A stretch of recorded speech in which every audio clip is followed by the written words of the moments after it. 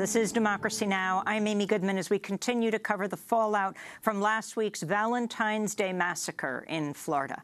We turn now to a former intern for Senator Marco Rubio of Florida. She is also a graduate from Stoneman Douglas High School. Shana Rosenthal just wrote a piece for the New York Times. Its headline, "I interned for Senator Rubio, now I'm begging him to act on guns."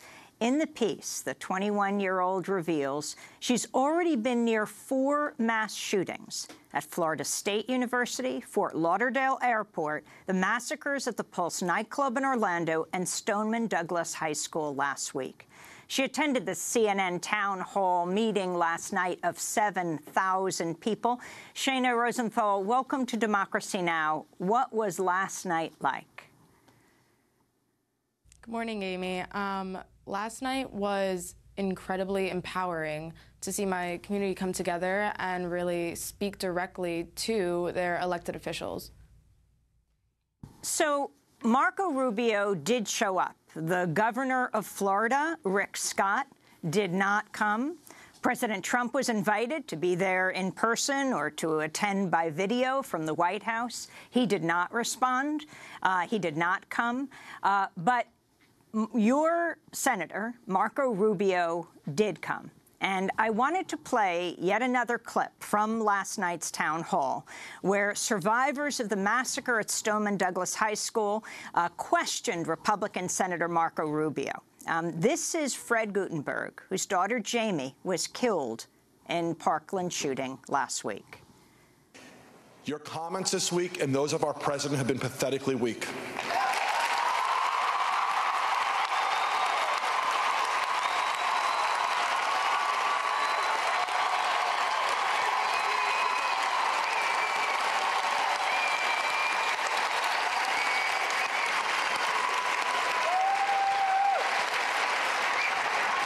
So, you and I are now eye to eye, because I want to like you.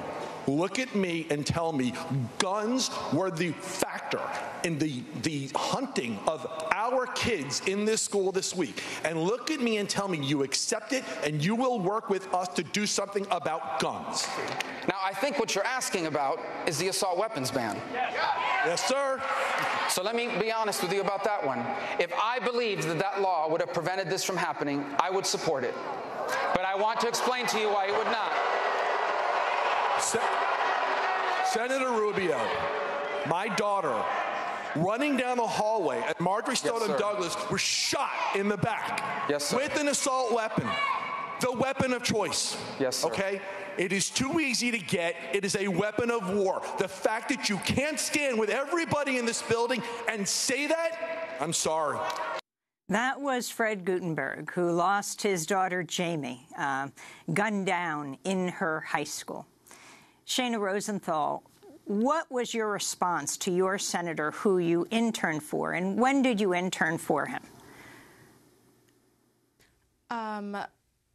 First and foremost, Senator Marco Rubio did show up to that town hall meeting, but I do believe it's our elected officials' job. They work for us, and they need to take action, and they need to do it now. Now, I interned for him my sophomore year at Florida State University during the fall. And what did you think of his responses? What's very interesting, and as you pointed out, he did attend this session, and he did answer questions. And it does look like he is changing his position on a number of issues around guns. Were you satisfied? It's a first step, but as you could tell by the voices you heard at the town hall meeting, and the community as a whole, it's not enough. And I think we need to reinforce that by writing letters to our senators, as I did to Senator Marco Rubio. Everyone has an important point of view on this issue. Everyone has a story. And that's why my sister and I began our Letter to Your Senator campaign. And what is that campaign?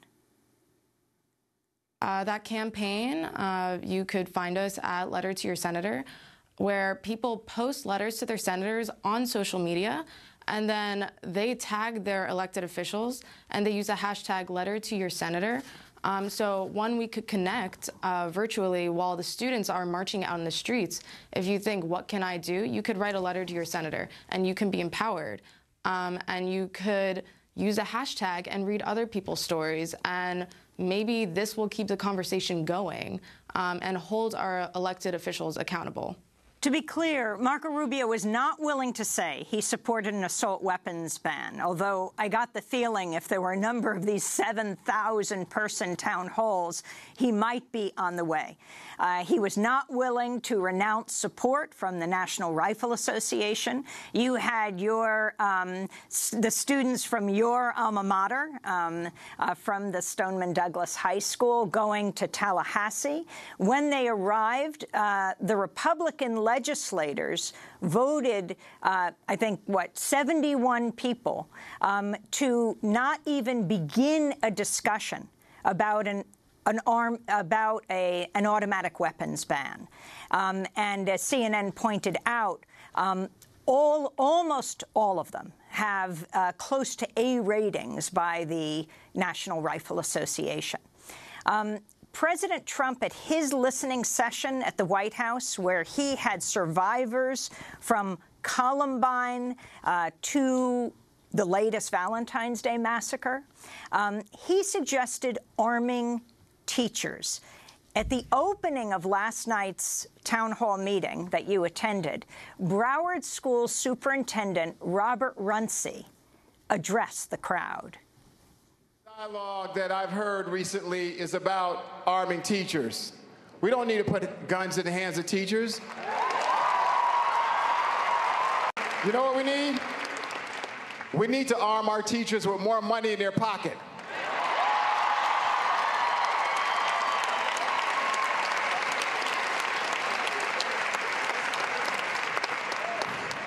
This country pays a lot of lip service to the importance of the teaching profession, but we never put our money behind it.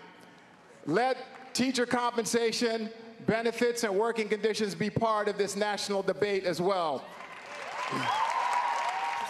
That's Broward School Superintendent Robert Runcie, clearly responding to President Trump just hours before at his listening session, where Trump was countered by people in the listening session when he called for arming teachers. Shana Rosenthal, what was your response to that proposal?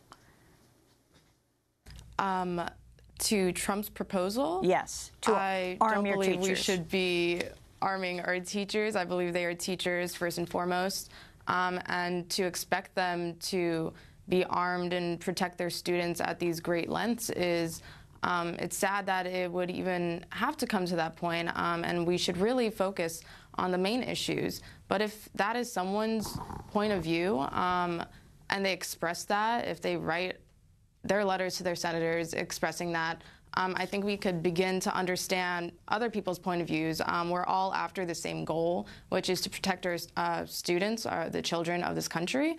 And I believe we deserve more than a quick fix. That's my view on that. Mm-hmm.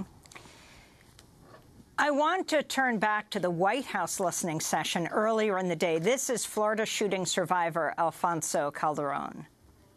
We aren't being taken seriously enough. Now, I personally don't know the steps that we're going to have to take, but once we figure that out, we're going to take them, and you better believe we're going to take them as soon as possible. Because although we are just kids, we understand.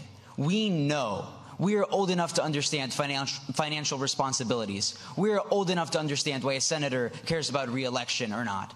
We are old enough to understand why someone might want to discredit us for their own political purposes. But we will not be silenced. It has gone on long enough that just because we are kids, we are not allowed to understand. But trust me, I understand. I was in a closet, locked for 4 hours with people who I would consider almost family, crying and weeping on me, begging for their lives. I understand what it's like to text my parents, goodbye, I might never ever get to see you again, I love you. I understand what it's like to fear for your life. And I don't think we should ever be discredited because of that. I don't think we should ever be silenced because we are just children. That's Alfonso Calderon, actually a high school student from the Stoneman Douglas High School. But he was speaking in Tallahassee after the Republicans voted down opening the debate on automatic weapons ban. The NRA's Dana Loesch took part in the CNN town hall last night. Here she is being questioned by Linda Beagle-Schulman. Her son, Scott Beagle, was a teacher killed in the Parkland, Florida shooting. Why are my son's unalienable rights not protected as fiercely as the right to bear arms?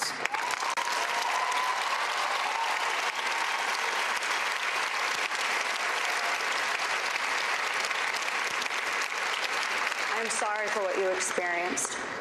And I'm not going to, as I said, I'm a parent, but I have not been in this position. And as a parent, it terrifies me, to be honest with you. It's terrifying. Now, you asked whether it's a life or firearms or life or Second Amendment thing. I think that all life should be protected. All life should be protected. That's why next week there's going to be good guys with guns that are going to be in school protecting lives, just as there's armed security here. We are in the presence of firearms protecting lives. This isn't if you believe in your right to self-defense, you hate kids, or if you believe in your right to self-defense, you don't believe that people have the right to live. That's not what this issue is. This issue is about making sure that we're protecting innocent lives. No innocent lives should be lost. None of them should. When the Second Amendment was ratified, they were talking about muskets. We're not talking about muskets. We're talking about assault weapons. We're talking about weapons of mass destruction that kill people.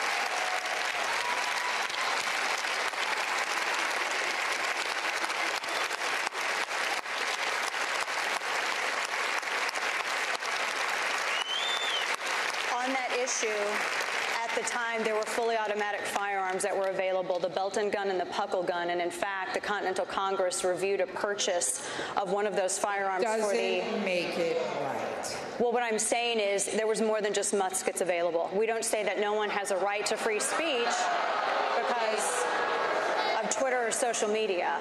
But the point that you raised, and I think it's a good one, and I know what you're saying, and believe me, I understand that. I think all innocent lives should be protected. I don't think that you should have ever had to gone through that.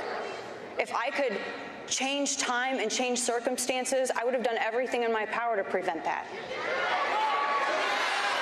I think you have that power. That was the NRA's Dana Loesch, who is a former right-wing radio host, taking part in the CNN town hall. She's a spokesperson for the NRA, being questioned by Linda Beagle-Schulman. Her son, Scott Beagle, was a teacher who saved many and was killed in the Valentine's Day massacre. I wanted to turn right now to the NRA's ad. In June, they produced a recruitment video which came under fire from liberals and conservatives for stoking violence. The video was narrated by conservative television host, yes, the woman who was there last night, Dana Loesch. They use their media to assassinate real news. They use their schools to teach children that their president is another Hitler. They use their movie stars and singers and comedy shows and award shows to repeat their narrative over and over again. And then they use their ex-president to endorse the resistance, all to make them march, make them protest, make them scream racism and sexism and xenophobia and homophobia, to smash windows, burn cars, shut down interstates and airports, bully and terrorize the law-abiding, until the only option left is for the police to do their jobs and stop the madness. And when that happens, they'll use it as an excuse for their outrage. The only way we stop this, the only way we save our country and our freedom, is to fight this violence of lies with the clenched fist of truth. I'm the National Rifle Association of America, and I'm freedom's safest place. Meanwhile, the NRA television has announced they will be launching a new show in March hosted by Dana Lash. And right before the town hall meeting, they released a statement saying that the NRA is rejecting proposals to raise the minimum age for purchasing rifles. So, Shana Rosenthal, you have a major force that has captured many politicians, Republican and Democrat, has them in their crosshairs if they ever dare step out of line. What about this new movement of young people that you are a part of? Student survivors of the Marjory Stoneman Douglas high school killing and others. What is your response?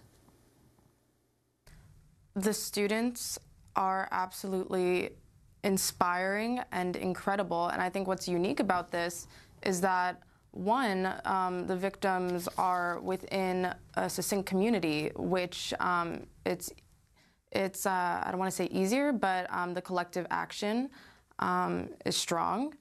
And also it's hit students who can speak up, who are tomorrow's voters, tomorrow's leaders.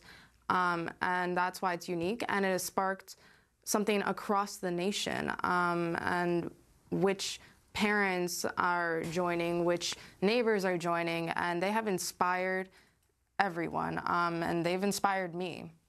Shana, it sounds like the namesake of the school was named for Marjory Stoneman Douglas, who was a true crusader, iconoclast. She was a suffragist fighting for women's right to vote, a civil rights activist, and she was considered the grande dame of the Everglades, a great environmentalist, saving the Everglades, which your community, Parkland, is right next to. Do you see yourself and other students following in her footsteps as she took on the entrenched developer and business interests? Of course. I definitely see, you've heard it all before. Our motto at our school, be passionate, be proud, to be an eagle. And that's exactly what is embedded in the Parkland community. That's what's embedded in Marjory Stoneman Douglas. And I have to say it's embedded in the surrounding area, the greater area of South Florida. Students, I live right around the corner from Marjory Stoneman Douglas, and every day I hear students marching from other schools all the way to Douglas. And I think it's beautiful and incredible what they're doing on the ground. We need to compliment that. We need to write letters. We need to march alongside them. We need to do whatever we can to support these students. I want to thank you, Shana Rosenthal, for being with us, former intern for Republican Senator Marco Rubio of Florida. By the way, did he respond to your letter to him in the New York Times? You were his intern. I have not gotten a response yet, but that is why I'm going to great lengths to get a response, and that's just mimicking what my community is doing. They've gone through great lengths to get a response as well. And I think the town hall was a first step in that. And I hope we can continue this conversation. Shana is a former student at Marjory Stoneman Douglas High School, and we'll link to your piece. I interned for Senator Rubio. Now I'm begging him to act on guns. This is Democracy Now! When we come back, the horror that is Syria, a roundtable discussion. Stay with us.